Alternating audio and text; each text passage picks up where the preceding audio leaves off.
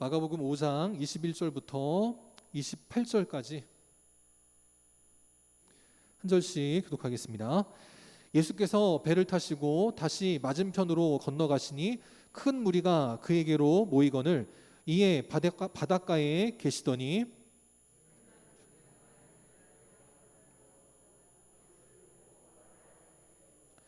간곡히 구하여 이르되 내 어린 딸이 죽게 되었사오니 오셔서 그 위에 손을 얹으사 그로 구원을 받아 살게 하소서 하거늘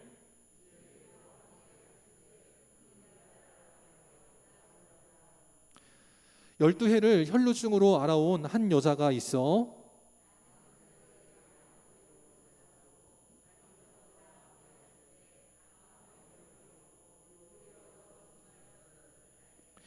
예수의 소문을 듣고 무리 가운데 끼어 뒤로 와서 그의 옷에 손을 대니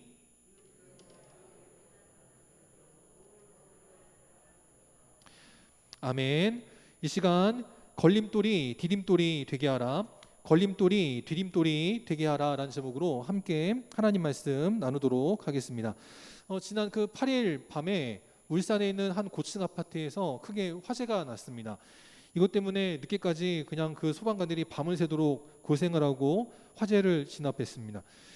보니까 정말 소방관들이 얼마나 힘든가를 잘 보여주더라고요. 어떤 소방관은 20세인가 20대의 어떤 아가씨가 이제 그 가스 연기를 맞고 기절을 하니까 고층에서부터 그 아가씨를 안고 뛰어내려왔다는 거예요. 얼마나 힘들고 어렵겠어요. 저는 이제 10몇 킬로 되는 우리 셋째를 안아도 힘든데 20대 성인 아가씨면 아무리 적게 나가도 40km는 넘게 나갈 거 아니겠어요?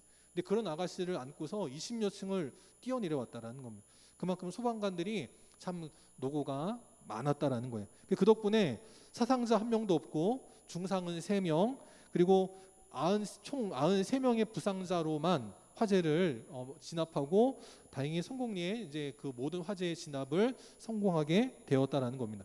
보면 아직도 우리나라는 그 소방관들에 대한 그런 예우나 처우가 많이 좀 어려운 것 같습니다. 그래서 저기 소방관들이 쉴 곳이 마땅치 않으니까 주차장에 다 저렇게 그냥 쓰러져 있더라는 거예요.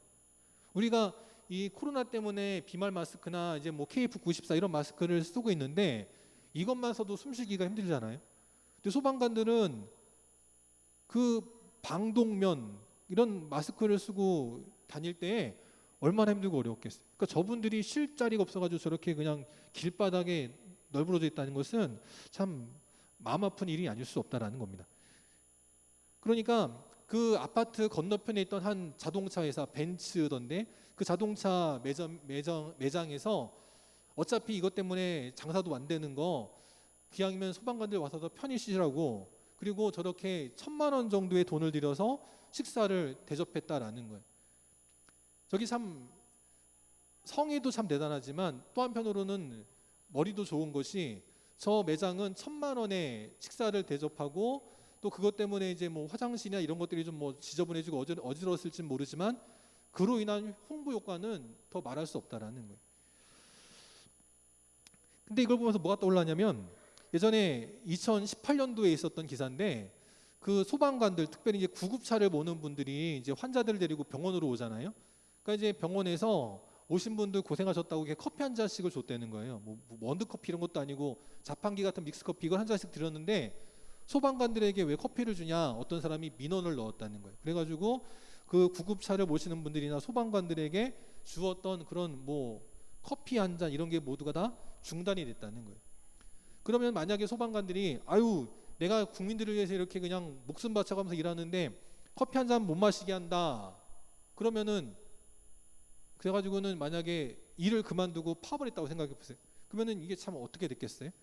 근데 소방관들은 그러질 않더라는 거예요.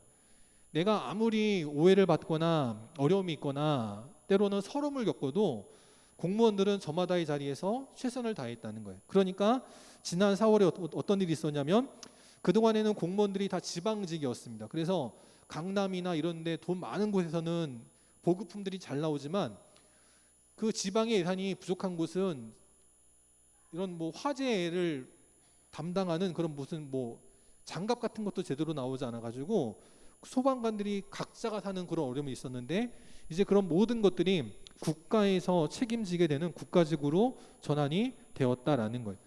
그걸 보면서 그렇구나. 신앙생활도 마찬가지라는 거예요. 우리도 때로는 어려움 당할 때 있지 않습니까? 때로는 나는 이렇게 고생하는데 왜 목사님이 알아주지 않냐. 때로는 나는 이러는데 왜 내가 이렇게 어려움 당하냐. 그럴 때 있어요. 근데 그럴 때 우리는 그 순간순간에 반응하는 게 아니고 믿음으로 반응하는 불은 소방관들이 담당한다면 이 땅의 영혼은 우리 영광교회 믿음의 성도들이 감당할 때 하나님 앞에 칭찬받고 인정받는 겨우도 복된 성도들이 다 되게 하실 줄 믿습니다. 또 이번에 그 기사가 나온 게 한 가지 있었는데, 물론 이제 지난달 기사긴 하지만 우리나라가 이제 그 국채를 발행을 하는데 이번에는 마이너스 금리로 국채를 발행했다는 거예요. 보통 우리가 국채를 발행하면 이자를 얼마씩 줘야 되잖아요. 얼마를 투자하면 내가 얼마를 돌려줄게. 근데 이번에는 마이너스 금리가 나왔다는 거예요. 오히려 해외로부터 돈을 투자를 받을 때 5년 뒤에 돌려줄 때에는 원금보다도 적게 주는 마이너스 금리가 나왔다는 겁니다. 15억 달러, 한 18억 정도의 국채를 발행을 했는데 해외에서 얼마를 투자하겠다고 했냐면 100억 달러가 밀려왔다는 거예요. 우리나라가 국채를 발행한다고 하니까 해외에서 100억 달러를 줄 때 마이너스가 돼도 좋으니까 우리 돈 좀 맡아달라고 돈을 맡기더라는 거예요. 왜 그러냐면 지금 해외의 다른 나라들은 자기들 사정이 너무 안 좋으니까 자기들 나라 돈을 들고 있느니 차라리 한국에 맡겨두면 적어도 5년 동안은 그게 더 안전하다, 그런 생각이 드니까 마이너스 금리를 찍게 되었다는 겁니다. 물론 이것이 뭐 우리나라 서민들의 경제가 좋아졌다, 그건 결코 아니에요. 서민들의 경제는 분명히 어려울 수 있습니다. 하지만 아까 소방관들처럼 지금은 어려워도 우리가 저마다 이 자리에서 최선을 다할 때 결국은 나라가 발전한다면 우리 모든 국민들, 특별히 서민들의 경제도 반드시 살아나게 될 줄 믿습니다. 또 이번 주에 아마 결정이 되는 것 같던데 WTO라고 하는 세계 무역 협회, 뭐 거기에 WTO의 수장이 결정이 됩니다. 근데 누구하고 누가 올라갔어요? 나이지리아라고 하는 북아프리카의 한 여성과 우리나라 여성이 올라갔습니다. 저 유명희 통상교섭본부장인데 저분 남편 누군지 아시죠? 남편 모르십니까? 누군지? 되게 유명한 정치인인데, 유명한 정치인이. 저분이 만약에 되면 아마 보수 분들은 어깨에 힘주고 다녀도 될 그럴 분입니다. 굉장히 유명한 분이에요. 어쨌든 우리나라에서 WTO라고 하는 세계 경제를 주관하는 그 기관의 수장이 될 수 있는 그런 지금 역량까지 우리나라가 발전하고 있다는 겁니다. 여러분 기도해 주셔서 어쨌든 우리나라에 좋은 일들이 넘쳐나고 또 나라만 좋은 게 아니라 우리 교회도 좋은 일이 가득하고 우리 철원 땅에도 복된 일들이 넘쳐나는 그런 축복이 넘치는 우리 영광교회 모든 성도들 될 수 있기를 주님의 이름으로 축원합니다. 마가복음 4장 5장 보면 4가지 기적이 나오고 있습니다. 첫 번째는 마가복음 4장 마지막에 어떠한 기적이 나왔냐면 예수님께서 거라사인의 귀신 들린 사람을 고치시기 위해서 바다를 건너가실 때 광풍이 불었어요. 그 광풍을 잠잠케 하시는 기적이 나타났다는 겁니다. 이 기적은 우리 예수님께서 자연계를 다스릴 수 있는 능력이 있으신 분이다, 이것을 알려주는 거예요. 두 번째, 5장 우리가 지난주에서 보았던 것처럼 군대 귀신을 쫓아내시는 능력을 보여주셨습니다. 예수님은 단순하게 자연세계만을 주장하시는 분이나 아니면 좋은 말씀을 전하시는 선생님 같은 분이 아니고 영계까지도 다스리시는 분이다, 이것을 알려주더라는 거예요. 세 번째, 오늘 말씀에서 2가지 기적이 함께 나옵니다. 첫 번째는 뭐예요? 12해 동안 혈루증을 앓았던 여인을 고쳐주시는 기적이 나타나요. 네 번째는 뭡니까? 바로 회당장 야이로의 딸이 죽었을 때 그를 살려주시는, 그래서 우리 예수님은 이 땅에서도 왕이시지만 죽음 다음의 세계에 있는 내세에서도 하나님의 아들로서 만왕의 왕이 되시는 분이다, 이것을 말씀하더라는 거예요. 그럼 우리 예수님은 뭐예요? 모든 것에 부족함이 없는 분이다라는 거예요.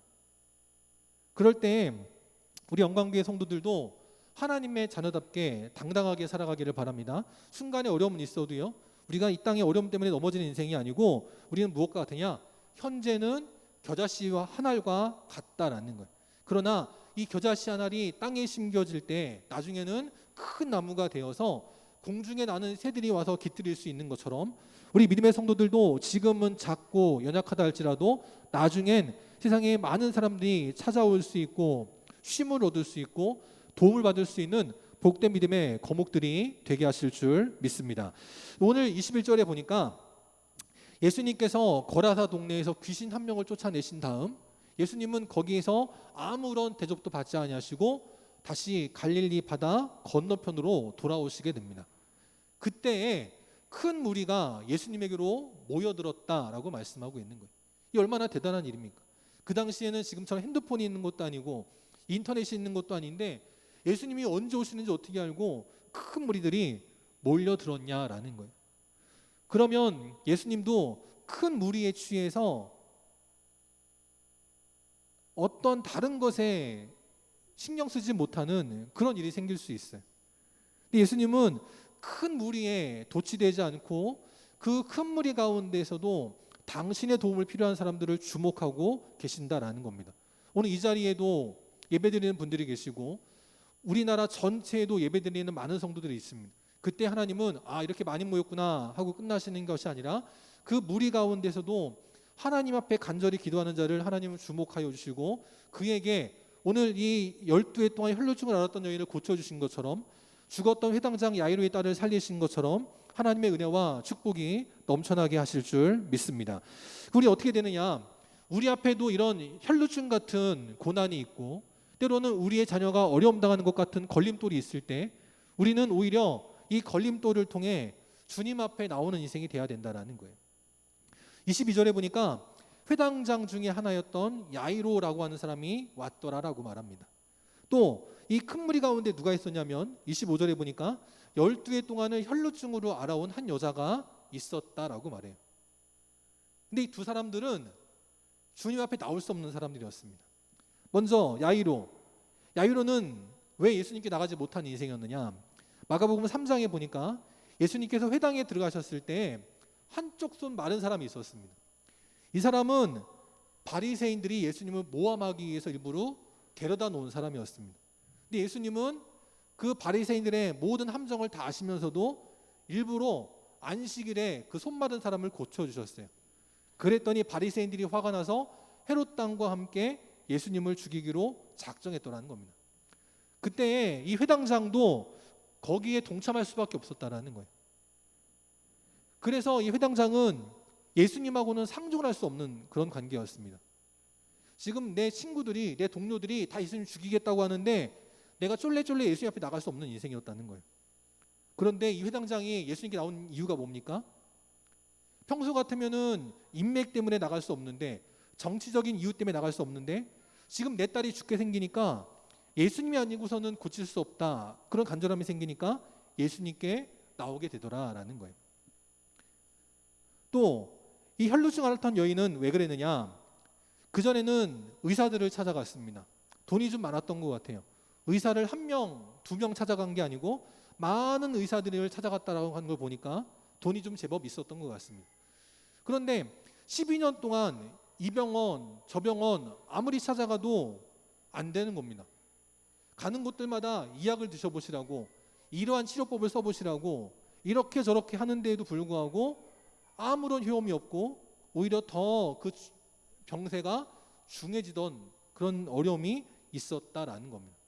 그래서 옛날에는 돈 많은 사모님이었는지 몰라도 지금은 돈 한 푼 없는 빈털터리가 되었어요. 그리고 이 여인은 혈루증 때문에 남들 앞에 나갈 수가 없었습니다. 왜냐하면 레위기 15장에 보면 유출병이 있는 자의 몸에 접촉하면 모두가 부정하게 되기 때문입니다. 그래서 나 때문에 다른 사람이 부정하면 안 되니까 이러한 유출병이 있는 사람들은 대중적인 자리에는 나갈 수가 없는 거예요. 오늘 혈루증을 앓던 여인도 회당장 야이로도 예수님께 나갈 수 없었습니다. 그런데 고난이 찾아오니까 어떻게 돼요? 예수님이 아니고선 답이 없으니까 예수님께 나오게 되더라라는 거예요. 회당장 야이로는 어떻게 했느냐? 예수를 보자마자 어떻게 해요? 그 발 앞에 엎드렸다라는 겁니다. 지금 자기들이 예수님을 죽이자고 작당 모의하고 있었는데 자기 딸이 문제가 생기니까 그러한 예수님 앞에 무릎 꿇고 엎드리더라라는 것입니다. 회당장 야이로뿐만 아니고 이 여인도 어떻습니까? 예수님의 소문을 듣고 자기 때문에 남들이 부정해지면 안 되니까, 그것 때문에 내가 돌맞아 죽을 수 있으니까 무리 가운데는 절대로 끼어들지 않았던 사람이 예수님 때문에 어떻게든지 예수님의 옷에 손이라도 대보기를 원해서 나가더라라는 거예요. 우리 영광교회가 이러한 교회가 될 수 있기를 바랍니다.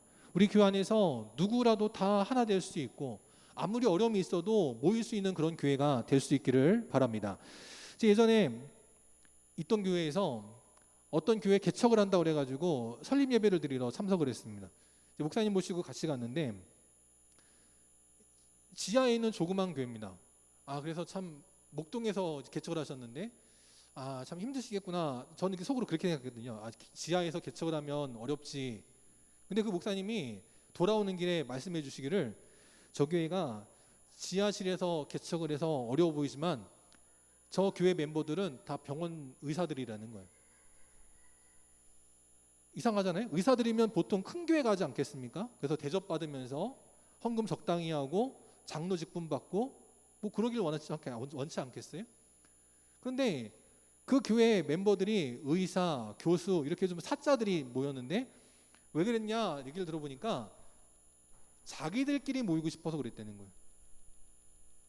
교회가 커봐야 이런 사람 저런 사람 모이는 게 싫으니까 우리끼리 모이자. 그래가지고 사자 있는 직업들이 모여가지고 한 분을 초빙해서 교회를 세웠다라는 거예요.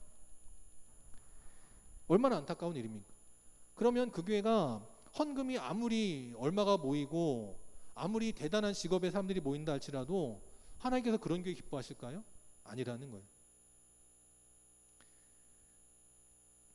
시편 73편에 보니까 이런 말씀이 있습니다. 하나님께 가까이함이 내게 복이라. 우리 영광교회는 있는 사람들끼리 모이는 교회, 아니면 어려운 사람들끼리 모이는 교회, 이러이러한 사람들끼리 끼리끼리 모이는 교회가 아니라 하나님께 가까이 하기를 원하는 자들이 모이는 교회가 될 수 있기를 바랍니다. 그래서 내가 즐겁고 형통하다고 그래서 그냥 헤헤 웃으며 나오는 인생 아니고, 아무리 힘들고 어려울지라도 그것 때문에 주저앉는 인생 아니고, 어떠한 상황에서든지 하나님께 가까이 하기 위해서 나올 수 있는 인생, 그럴 때 그 인생 하나님께 복을 받는 복된 역사가 나타나게 될 줄 믿습니다. 두 번째, 오늘 우리는 인생의 걸림돌을 만날 때 어떻게 되느냐, 그때 참 표대를 붙잡아야 된다라는 것입니다. 오늘 12해 동안 혈루증을 앓았던 여인이 먼저 기적을 맛보았습니다. 왜 그랬느냐, 이 여인은 예수님께 나갈 때 한 가지 목표가 있었어요. 그게 뭐냐면, 내가 예수님 만나서 안수기도 받는 것까지는 기대도 안 하고, 내가 그저 예수님의 옷자락에 손만 대어도 내가 구원을 받을 것 같아. 확신이 아니었습니다. 자세히 보면 생각했다라는 거예요. 비록 한 여인의 생각이었지만 그 여인은 믿음의 생각을 했다는 거예요. 성경에 기록된 것도 아니고, 옷자락에 손을 댄다고 해서 병 고침 받는 것은 성경적인 것은 아니거든요. 근데 이 여인은 믿음의 생각을 한 거예요. 내가 예수님 만나서 안수기도 받고 싶지만 나같이 이렇게 유출병 있는 사람 돌마다 죽지만 않아도 다행이지, 예수님이 나 쳐다봐 주지 않으시고 나에게 안수기도 안 해주셔도 난 예수님의 옷자락만 옷 잡아도 나는 그거면 좋게, 그런 마음이 있었다는 거예요. 그래서 그 생각을 가지고 예수님 옷자락에 손을 대었더니 어떤 일이 벌어집니까? 29절에 보니까 이에 그의 혈루 근원이 곧 말라서 피가 그치게 되었더라 라고 말씀하고 있습니다. 제가 금요일 밤에 뭘 하나 하다가 뭐가 떨어져가지고 발가락이 이렇게 찢겼어요. 찢겨가지고 피가 났습니다. 그래가지고는 금요일 밤에 약 바르고 밴드 붙여가지고 하루 종일 있었거든요. 근데 토요일 어젯밤에 이제 씻고 나서 자려고 하는데 보니까 왼쪽 발가락을 다쳤는데 오른쪽 발가락에도 피가 난 거예요. 여긴 언제 다쳤지? 그래서 또 약 바르고 밴드 붙이고 잤습니다. 근데 오늘 아침에 일어나서 보니까 어젯밤에 오른쪽에 새로 다친 상처인 줄 알았던 게 다친 게 아니고 왼쪽 상처에서 피가 나가지고 오른쪽 발가락에 피가 묻은 거더라고요. 보통은 그냥 조금 찢기고 이런 거는 하루가 지나면 피가 말라야 되잖아요. 또 어제는 웬일이었는지 별로 상처가 심하지도 않았습니다. 그냥 조금 찢겼어요. 근데 금요일에 조금 찢겼는데 토요일 밤에까지 피가 날 정도로, 그 피가 뭐 막 흘러넘친 건 아닌데 씻고 나와서 그런지 어쨌는지 피가 나가지고는 오른쪽 발에까지 피가 묻게 됐다는 거예요. 그래가지고 그걸 보면서 한편으로는 깜짝 놀랐어요. 야, 이런 조금만 상처에도 이렇게 피가 날 수가 있나? 그러면 12해 동안 몸에서 피가 나왔던 그 여인은 얼마나 힘들었을까? 그런 생각이 들더라는 거예요. 어떠한 병원을 찾아가고 어떠한 약을 먹어보고 어떠한 침을 맞아도 고치지 못했던 것인데, 예수님의 옷자락에 손을 대는 그 순간 12년 동안의 모든 골칫거리가 깨끗이 낫는 역사가 나타나게 되었다라는 것입니다. 바로 여러분에게도 예수님의 옷자락이라고 하는 믿음의 참표대가 있기를 바라고 그것을 꼭 붙잡는 인생, 그것을 놓치지 않는 복된 믿음의 인생이 다 될 수 있기를 바랍니다. 그래서 이 여인이 예수님의 옷자락에 손을 대었을 때 병고침 받았고 예수님도 아셨다라는 거예요.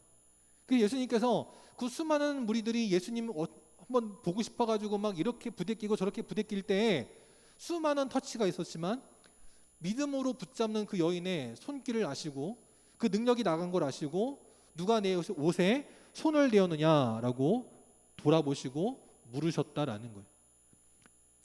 큰 무리가 에워싸 밀고 있었기 때문에 제자들도 많은 사람들도 예수님 이렇게 많은 사람들이 예수님 밀고 있는데 무슨 소리십니까? 라고 하지만 예수님은 32절에 보면 이 일을 행한 여자를 보려고 둘러보셨다라고 말씀해요. 똑같이 11시 많은 교회가 예배를 드립니다. 형식적으로 와서 예배 드리는 사람이 있고 간절함을 가지고 나와서 믿음으로 예배 드리는 사람이 있어요. 그때 수많은 사람들이 나왔다 그래서 예수님은 큰 무리에 만족하지 않으신다는 거예요. 오늘도 정말 예수님 만나야 되겠다. 예수님의 말씀 들어야겠다. 예수님 앞에 응답받아야겠다.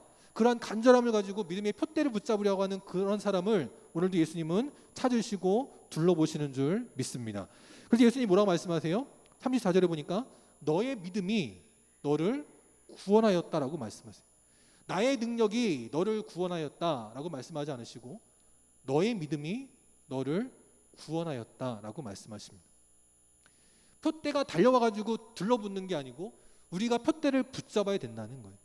그럴 때 우리의 믿음, 우리를 구원하고 우리의 가정을 구원하고 우리 교회를 부흥케 하고 이 나라를 형통케 하는 믿음의 역사가 되게 하실 줄 믿습니다.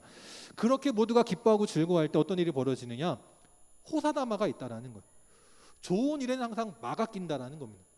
이것이 그저 고사성어가 아니고 성경에서의 말씀이고 우리의 생활에서의 악한 마귀의 도전이라는 것을 늘 기억해야 된다는 거예요.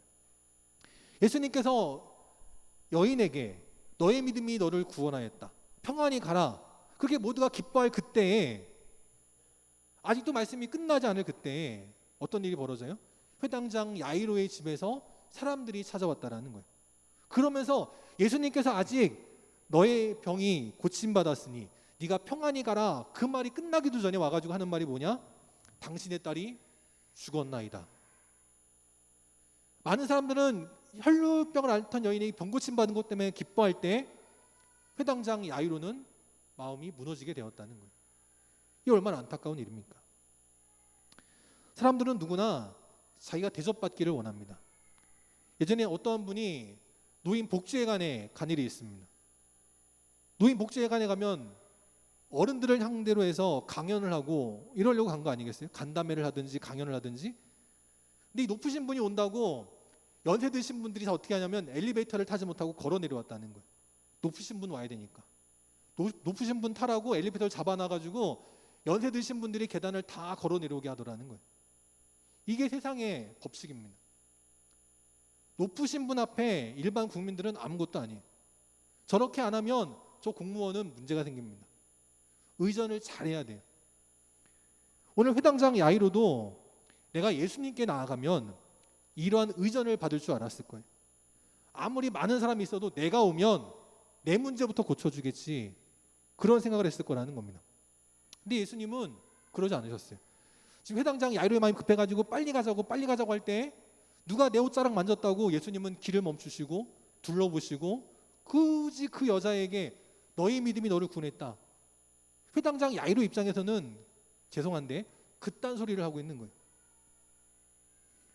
마음이 무너지는 그 회당장 야이로를 향해서 예수님 뭐라 말씀하시느냐? 두려워 말고 믿기만 하라라고 말씀하십니다. 지금 내 딸이 죽었다는 얘기를 듣고 나서 마음이 무너지고 길을 지체했던 예수님 앞에 괜히 분노가 나고 화가 나려 할 때 예수님 뭐라 말씀하시냐면 두려워 말고 믿기만 하라라고 말씀하세요. 그 사실은 34절에서 그 여인을 향해서 너의 믿음이 너를 구원했다, 이 말씀은 단순하게 그 여인만을 향한 말씀이 아니고 회당장 야이로를 향한 말씀이기도 했다는 거예요. 또 지금 2020년도 10월 11일 지금을 살아가는 우리 모두에게도 주시는 말씀인 줄 믿습니다.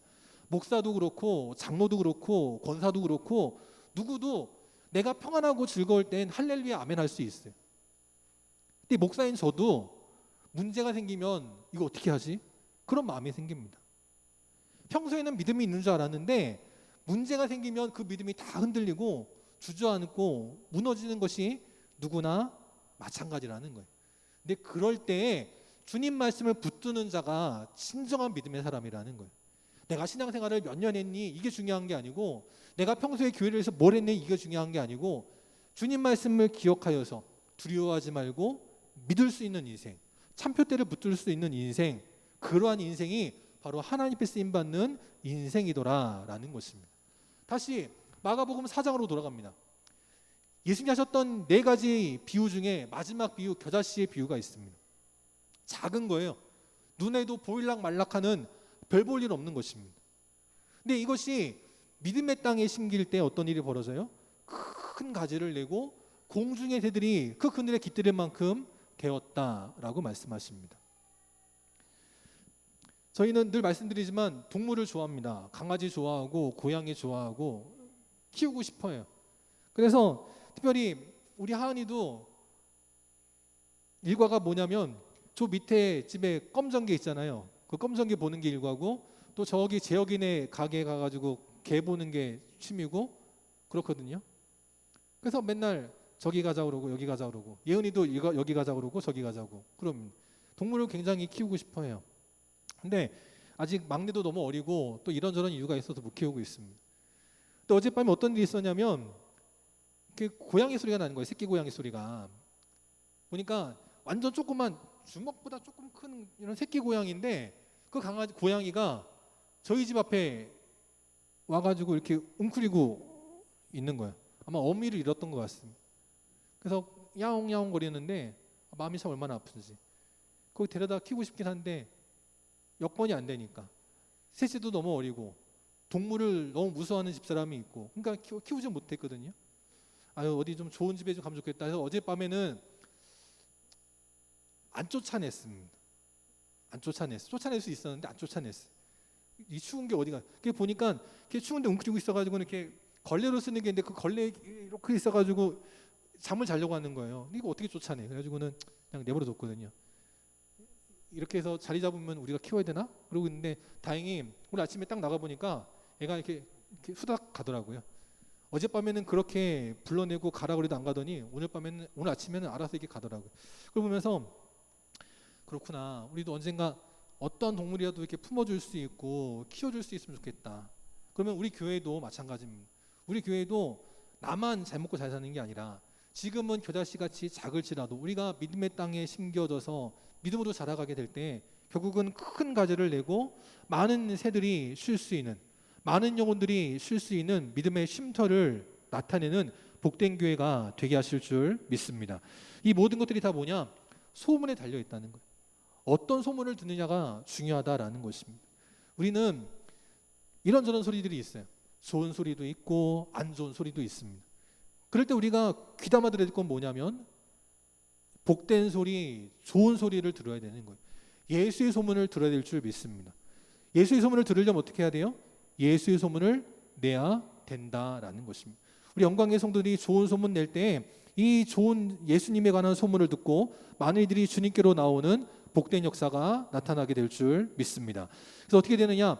나를 먹는 그 사람, 나를 믿는 그 사람, 나로 말미암아 살리라라고 말씀하고 계세요. 우리 영광교회를 통해서 예수를 믿는 사람들이 늘어나게 되고 그로 인하여서 살게 되어지는 생명 역사가 나타나는 복된 역사가 이루어질 수 있기를 바랍니다. 바로 요한복음 56장 57절의 말씀인데 이 앞에 어떤 일이 있었냐면 오병이어의 사건이 있었습니다. 많은 사람들이 예수님 때문에 보리떡 5개, 물고기 2마리로 배불리 먹었어요. 그러고 나서 예수님이 하신 말씀이 저겁니다. 나를 먹는 그 사람도 나로 말미암아 살리라. 그저 떡이나 생선 먹으려고 하지 말고 나를 먹고 나를 믿으라 말씀하신 거예요. 이렇게 놀라운 기적 행하신 다음에 놀라운 복음의 비밀을 말씀하셨는데 그런데 바로 66절에 보면 어떻게 되느냐?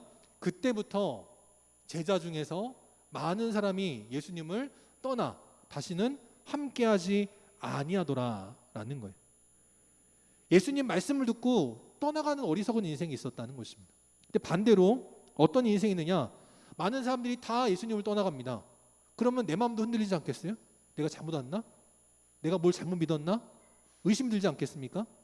그런데 68절에 보니까 그때 많은 사람들이 다 예수님을 떠나갈 때 시몬 베드로는 뭐라고 고백하냐면 주여 영생의 말씀이 주께 있사오니 우리가 누구에게로 가오리까 고백했다는 거예요. 그래서 베드로가 예수님의 수제자가 되었다는 것입니다.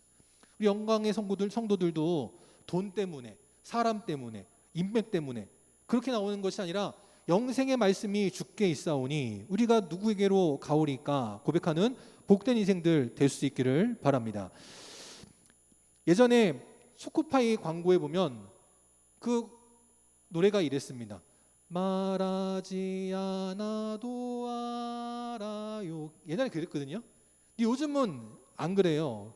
초코파이 광고도 뭐라고 말하냐면 말하지 않으면 모른다는 거예요. 정 때문에 못한 말 이제는 까놓고 말하라. 초코파이가 이제 광고를 그렇게 합니다. 세상이 그렇게 변했어요. 그러면 우리는 이것을 지혜롭게 선용할 줄 알아야 되는 거예요. 여러분들이 말하지 않으면 그것 때문에 소문을 듣지 못한 인생이 죽어갈 수 있습니다. 근데 우리가 좋은 예수의 소문을 증거하면 그 말씀 때문에 살아난 영혼이 있다는 거예요. 좋은 소문 전하고 그로 인하여서 우리를 통해서 호사다마 같은 이 땅 가운데 그럼에도 불구하고 생명의 살 길을 얻고 축복받고 구원받는 이들이 넘쳐나게 하는 복된 인생들이 다 될 수 있기를 바랍니다. 마지막으로 네 번째, 우리는 걸림돌을 통해 무엇을 알아야 되느냐? 걸림돌이 변하여 디딤돌 되게 하시는 역전의 은혜가 있다는 것을 기억해야 된다라는 것입니다. 예수님께서 회당장 야이로가 낙심할 때 두려워 말고 믿기만 하라. 그러면서 이제는 예수님이 회당장 야이로를 이끌고 집으로 돌아가셨습니다. 그때 회당장 야이로의 집에서 헌화하는 사람들이 있었다는 거예요. 애고 곡하면서 그 회당장 야이로의 딸이 죽은 것을 애도하는 많은 이들이 있었다는 것입니다. 그럴 때 예수님은 뭐라 말씀하시냐면 이 아이가 죽은 것이 아니라 잔다라고 말씀하셨다는 거예요. 그럴 때 사람들의 반응은 뭐냐? 당연하게도 40절에 보니까 그들이 비웃더라라는 거예요. 예수님은 항상 남들에게 비웃음을 사는 인생이었습니다. 광풍이 밀어닥치는데 그 파도를 향해서 바다를 향해서 잠잠하라 외치시는 분이었다는 거예요. 아마 그때도 제자들은 예수님을 속으로는 비웃었을 것입니다. 어떻게 파도를 향해서 광풍을 향해서 잠잠하라 말씀하시지? 비웃었을 거라는 거예요. 이번에도 회당장 야이로의 딸이 죽은 게 아니라 잔다라고 말씀하실 때 남들은 비웃었다라는 거예요. 그럴 때 예수님은 비웃는 사람들을 내보내십니다. 그들을 내보내시고 어떻게 하느냐? 회당장 야이로의 부부 그리고 자기와 함께한 자들 데리시고 그 아이가 있는 그곳으로 들어가셨다라는 거예요. 그리고 41절에 보니까 그 죽은 아이의 손을 붙잡고 어떻게 하세요? 우리가 잘 아는 달리다 구음을 외치셨다는 거예요. 무슨 뜻이냐면 소녀야 일어나라 라는 뜻입니다. 이미 죽은 사람이에요. 숨을 거뒀습니다. 시신이 싸늘해져가는 온몸이 굳어져가는 그런 상황인데 그러한 죽은 자를 향해서 예수님 말씀하시기를 소녀야 일어나라라고 말씀하셨다는 거예요. 그러니까 어떤 일이 벌어져요? 정말 그 소녀가 곧 일어났다는 거예요. 띄엄띄엄 일어나는 것도 아니고 흐느적 일어나는 것도 아니고 곧 일어났다라는 것입니다. 걸었다라는 거예요. 그러니까 어떤 일이 벌어져요? 42절에 비웃던 사람들이 크게 놀라더라라고 말씀하고 있습니다. 이게 어떻게 된 일이지? 어떻게 죽었던 사람이 살아나지? 말도 안 돼. 그런 일들이 벌어지더라는 거예요. 여기서 놀란 사람들은 누굽니까? 비웃었던 사람들이다라는 거예요. 세상을 향해서 냉소적인 사람은 아무 일도 할 수 없습니다. 그래서 이런 말이 있어요. 그 목회자들에게 하는 당부의 말인데 아무리 목사님이 이상해 보여도 부교육자들은 절대 그 담임 목사님을 흉보지 말아라 이런 말씀이 있습니다. 왜냐하면 흉보면 배우지 못한다 그런 뜻이라는 거예요. 물론 그걸 실천하기는 어렵죠. 저도 뭐 흉 많이 봤으니까 여러분도 저 흉 보실 테고 저도 누군가 흉 본 적 있습니다. 쉽지 않아요. 어렵습니다. 그런데 분명한 것은 뭐냐? 흉 보고 비웃으면 배울 수 없고 발전할 수 없어요. 아무리 내가 볼 때는 웃겨 보이고 말도 안 돼 보이고 이상해 보여도 그 가운데에서도 그것을 받아들이고 묵묵하게 그 일을 감당하는 사람은 반드시 성장하게 된다는 거예요. 근데 반대로 그 회당장 야이로 부부, 자기와 함께 하신 예수님과 함께 했던 자들, 그들이 있습니다. 그들이 누구예요? 37절에 보니까 베드로와 야고보와 요한 3명이었다는 거예요. 분명히 12명의 제자들이었고 또 예수님을 따르는 큰 무리가 있었는데 예수님은 그들은 다 놔두시고 딱 3명, 베드로와 야고보와 요한, 이들만을 데리고 가셨다는 거예요. 우리가 무슨 일을 할 때든지 간에 사람이 많으면 든든하고 힘이 납니다. 패싸움을 할 때에도 우리는 500명인데 저쪽은 10명, 그럼 힘이 나죠. 뭘 해도 사람이 많으면 힘이 납니다. 그럼 예수님도 기왕 기도하실 때 통성으로 그냥 막 몇백 명이 기도하면 힘이 날 것 같으니까 많은 무리들 데려갈 수 있잖아요. 예수님 그러지 않으셨다는 거예요.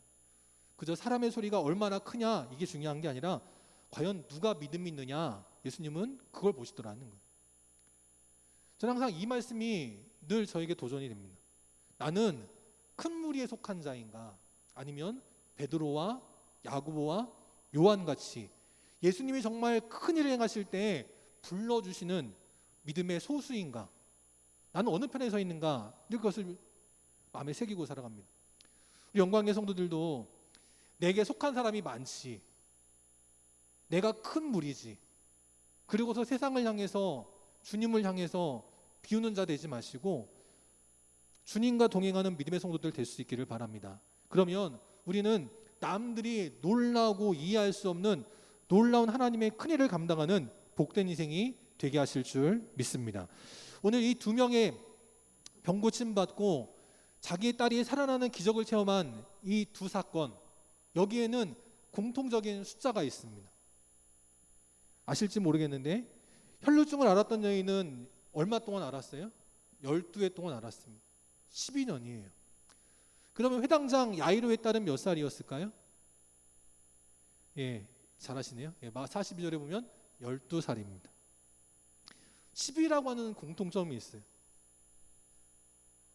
일부러 그렇게 모으신 것인지는 모르겠는데 어떤 사람은 12년 동안 병을 앓았고 어떤 사람은 12살을 살다가 하나님께 부름받을 뻔한 소녀가 있었습니다. 여기에 10이라고 하는 숫자는 큰 의미가 있다는 거예요. 왜냐? 이스라엘은 12지파이기 때문이라는 겁니다. 오늘 병고침 받는 문제나 우리의 생명에 관한 문제나 이것은 누구나 다 마찬가지라는 거예요. 이스라엘 지파도 그렇고 이 땅의 모든 민족과 모든 열방도 다 마찬가지라는 거예요. 가난해서 내일은 뭐 먹고 살지, 어떻게 살지 염려하는 가난한 사람이나 하루에 10끼를 먹어도 돈이 넘쳐나는 대기업의 회장님이나 모두가 다 병고침의 문제, 생명의 문제는 누구나 다 공통적인 문제가 있다는 거예요. 그 우리의 생사복을 주관하시는 분이 누구냐? 바로 예수님이시다라는 겁니다. 예수님을 붙들 때, 예수님께로 나올 때 우리는 문제가 풀리고 우리는 주님 앞에 쓰임받는 복된 믿음의 인생이 되게 하실 줄 믿습니다. 그래서 아무리 힘들고 어려워도 무너진 인생 되지 마시고 내 딸이 힘들고 어려울 때, 내 자녀가 문제가 있을 때, 나에게 큰 어려움이 있을 때 나에게 힘 주시고 능력 주실 주님 바라본 인생이 될 수 있기를 바랍니다. 그러면 우리는 세상이 놀라 뒤집어지게 하는 하나님의 주인공들이 되게 하실 줄 믿습니다. 그렇게 2020년도 남은 한 해를 믿음으로 살아가시기를 바라고, 그때 우리가 영광의 50전을 준비하고 하나님 앞에 귀하게 쓰임받는 복된 교회 모든 믿음의 성도들이 다 되시기를 주님의 이름으로 축원합니다. 함께 이 시간 나눠드린 악보, 괴로울 때 주님의 얼굴 보라 함께 찬양하시겠습니다. 뭐 다 하시는 찬양이실 테니까 함께 찬양